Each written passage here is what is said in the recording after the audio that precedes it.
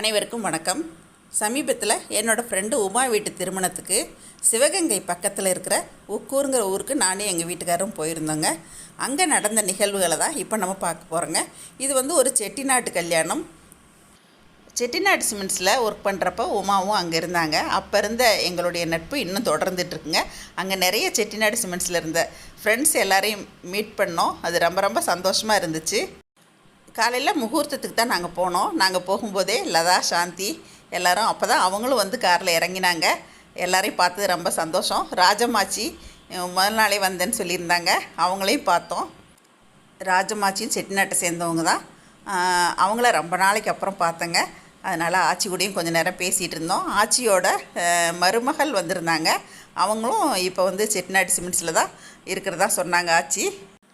பழைய நட்புகளை எல்லாம் பார்க்கும்போது நேரம் போகிறதே தெரியறதில்லை இல்லைங்களா? அந்த மாதிரி தான் நான், சாந்தி, லதா எல்லோரும் ஒரே லைனில் தான் இருந்தோம். தினமும் பார்ப்போம், பேசுவோம். என்ன ஃபங்க்ஷனாக இருந்தாலும் எல்லோரும் ஒன்றா சேர்ந்து பலகாரம்லாம் செய்வோம். அந்த நினைவுகள் எல்லாமே இப்போ எல்லோரையும் பார்த்தோன்னே வந்துச்சுங்க. அப்புறம் ராஜமாச்சி வீட்டில் அவங்களையும் செட்டியாரையும் பார்த்தோம். அப்புறம் எல்லாரையுமா ராஜமாச்சி வாங்க சாப்பிட போகலாம் அப்படின்னு சொல்லிவிட்டு ஆச்சி தான் எங்களை கூட்டிகிட்டு போனாங்க. பக்கத்தில் நிற்கிறவங்க ஆச்சியோட மருமகள்.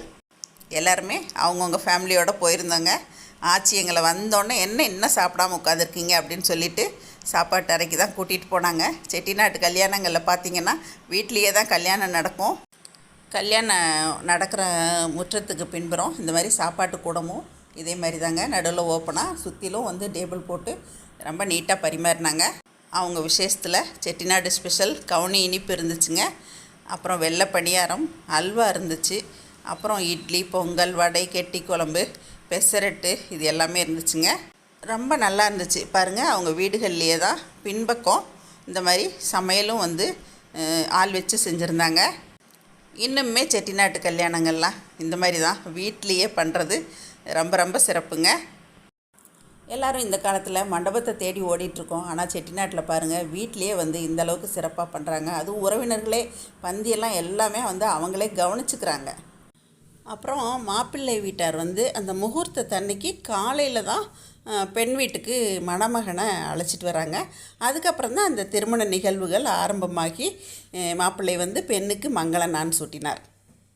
இந்த வீடியோவை பார்த்துட்ருக்கோம். நீங்களும் மணமக்களை வாழ்த்துங்க. திருமணம் அப்படின்னாலே உறவுகள் கூடும் ஒரு இனிய வைபவம் அப்படின்னு கூட சொல்லலாம் இல்லைங்களா? பாருங்கள், இந்த ஃபோட்டோவில் உமா அவங்க உறவுகள், பொண்ணு வீடு, மாப்பிள்ளை வீடு எல்லாரையுமே இப்போ நம்ம பார்க்க முடியுது. பல வருஷங்களுக்கு அப்புறமா செட்டிநாடு திருமணம் பார்த்த ஒரு திருப்தி நமக்கும் இருந்துச்சுங்க. செட்டிநாட்டு கல்யாணங்களில் சீர் வைக்கிறது ரொம்ப ரொம்ப சிறப்புங்க. அதே மாதிரி தான் இந்த கல்யாணத்துலேயும் இந்த மாதிரி சீர் சாமான்லாம் பரப்பியிருந்தாங்க. பொண்ணு வீடு அவங்க பொண்ணுக்கு என்னெல்லாம் கொடுக்குறாங்களோ அதையெல்லாம் இந்த மாதிரி எடுத்து வச்சுருவாங்க. அதுக்கப்புறம் அவங்க ட்ரெஸ்ஸுலேருந்து எல்லாமே கம்ப்ளீட்டாக எடுத்து வைப்பாங்க. என்னால் அதையெல்லாம் கொஞ்சம் எடுக்க முடியலைங்க. அப்புறம் மாப்பிள்ளை வீடும் பதிலுக்கு அவங்களோட சீர் இவங்களுக்கு கொடுப்பாங்க. இந்த மாதிரி ஒரு நிகழ்வு இன்றளவும் நடந்துட்டு வருதுங்க. இப்போ நம்ம பார்த்துட்ருக்க இந்த ஃபோட்டோ கிளிப்பிங்ஸ் எல்லாமே மாப்பிள்ளை வீடு தான் பெண்ணுக்கு வாங்கியதுங்க. பாருங்கள், அந்த பொண்ணு மாப்பிள்ளை யூஸ் பண்ணுறதுக்கு தேவையான அவ்வளோவுமே இந்த இடத்துல பரப்பியிருக்காங்க. பொண்ணு வீடு தான் சீர் கொடுக்குற வழக்கம் இருக்கும். ஆனால் செட்டிநாட்டில் மாப்பிள்ளை வீடுமே சீர் கொடுக்குற வழக்கம் இருக்குங்க. மாப்பிள்ளை வீட்டில் எல்லாருமே ரொம்ப சந்தோஷமாக மெஹந்தியெல்லாம் போட்டுக்கிட்டு அந்த ஃபோட்டோஸுமே நமக்கு கிடச்சிது. நாங்கள் எல்லோரும் கல்யாணம் நடக்கும்போது இந்த மாதிரி சுற்றிலும் உட்காந்து ரொம்ப நல்லா பேசிக்கிட்டே கல்யாணத்தை பார்த்துட்டு இருந்தோங்க. பேசிக்கிட்டே இருந்ததில் 2-3 மணி நேரம் போனதே தெரியலைங்க. நீண்ட நாட்களுக்கு பிறகு நட்புகள் எல்லாரையும் பார்த்த சந்தோஷம். எல்லோரும் அங்கங்கே ஃபோட்டோஸும் எடுத்துக்கிட்டோம். அப்புறம் நாங்கள் ஜென்ஸு லேடிஸ் எல்லாருமா சேர்ந்து எடுத்தோம். அப்புறம் நாங்கள்லாம் உட்காந்து ஒரு ஃபோட்டோ எடுக்கணுமே அப்படின்னு சொல்லிவிட்டு அப்புறம் நாங்கள் உட்காந்து ஜென்ஸ் நின்று இந்த மாதிரி எல்லாமே ஒரு ஃபோட்டோ எடுத்துக்கிட்டோம். திருமண சடங்குகள் எல்லாமே ஆரம்பித்து அதுவும் நல்லா போயிட்டு இருந்துச்சுங்க. என்னால் பக்கத்தில் போய் அதையெல்லாம் என்னால் வீடியோவும் எடுக்க முடியல. அப்புறம் கல்யாணத்துக்கு வந்திருந்த அவங்களோட ரிலேஷனுங்க, பொண்ணு வீட்டுக்கு ரிலேஷன் கண்ணா நாச்சா ஆச்சி அப்படிங்கிறவங்க என் கூட கொஞ்சம் பேசிகிட்டு இருந்தாங்க. அவங்க என்னோடய சேனலை தொடர்ந்து பார்க்குறதாகவும் சொன்னாங்க. இந்த மாதிரி நிறைய அறிமுகங்களும் நமக்கு கிடச்சிதுங்க. அப்புறம் முகூர்த்தம் முடிஞ்சிச்சோ இல்லையோ அங்கங்கே எல்லாருக்கும் ஜூஸு பிஸ்கட்டு இந்த மாதிரியெல்லாம் நிறைய கொடுத்துட்டே இருந்தாங்க. தொடர்ந்து கண்டினியூஸாக சாக்லேட்ஸு வேப்பர் பிஸ்கட்டு இந்த மாதிரியெல்லாம் வந்துக்கிட்டே இருந்துச்சு. இதையெல்லாம் குட்டீஸு பெரியவங்க எல்லாருமே இந்த மாதிரி கொண்டு வந்து கொடுத்தாங்க. என் பக்கத்தில் நிற்கிற அந்த க்ரீன் சாரி தாங்க நான் சொன்னேன் இல்லைங்களா, அந்த கண்ணா நாச்சாச்சி ரொம்ப நல்லா பேசினாங்க.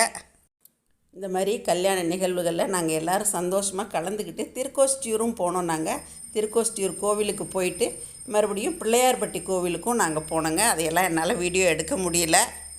இந்த மாதிரி தாங்க உமா இல்ல திருமண விழாவில் நாங்கள் கலந்துக்கிட்டு எல்லோரும் சந்தோஷமாக பேசிகிட்டு இருந்துட்டு மணமக்களையும் வாழ்த்திட்டு நாங்கள் நல்ல நிறைஞ்ச மனசோட திருமண வீட்டிலேருந்து கிளம்பினோங்க. பாரம்பரியமான திருமண நிகழ்வுகள் இன்றளவுலேயும் செட்டிநாட்டு கல்யாணங்களில் கடைப்பிடிக்கப்படுது அப்படிங்கிறது ரொம்ப பெருமையாக இருந்துச்சுங்க. அதுக்கப்புறம் நாங்கள் பிள்ளையார்பட்டி கோவிலில் நம்மளோட சப்ஸ்கிரைபர் நிறைய பேர் சப்ஸ்கிரைபர் பார்த்து ஃபோட்டோ எடுத்தேன். எல்லாமே கொஞ்சம் மிஸ் ஆயிடுச்சு. இவங்க ஃபோட்டோ ஒன்று மட்டும்தான் இருக்குது. இன்றைக்கி நான் போஸ்ட் பண்ணியிருக்கேங்க. பிள்ளையார்பட்டியிலேருந்து அடுத்ததாக லக்ஷ்மி ஆச்சியோட செட்டிநாடு பாரம்பரியமான வீட்டுக்குமே நாங்கள் போயிருந்தோம். அந்த வீடியோலாம் கூட நான் உங்களுக்கு ஷேர் பண்ணியிருந்தேங்க. அவங்களையும் சந்தித்தது ரொம்ப சந்தோஷமாக இருந்துச்சு. இந்த வீடியோ உங்களுக்கும் பிடிச்சிருக்குன்னு நினைக்கிறேங்க. இந்த வீடியோவை பற்றி நீங்கள் என்ன நினைக்கிறீங்க? உங்களோட கருத்துக்களை பதிவு பண்ணுங்கள். நன்றி, வணக்கம். சரசு சமையல் பாருங்கள், சமையல் நல்லா பண்ணுங்கள். சரசு ஃபுட் ப்ராடக்ட்ஸ் பொடிவைகள் தேவைப்படுறவங்க இங்கே கொடுத்துருக்க வாட்ஸ்அப் நம்பரில் காலை 10 மணி முதல் மாலை 5 மணி வரை எங்களை காண்டாக்ட் பண்ணி வாங்கிக்கலாங்க. தேங்க்யூ.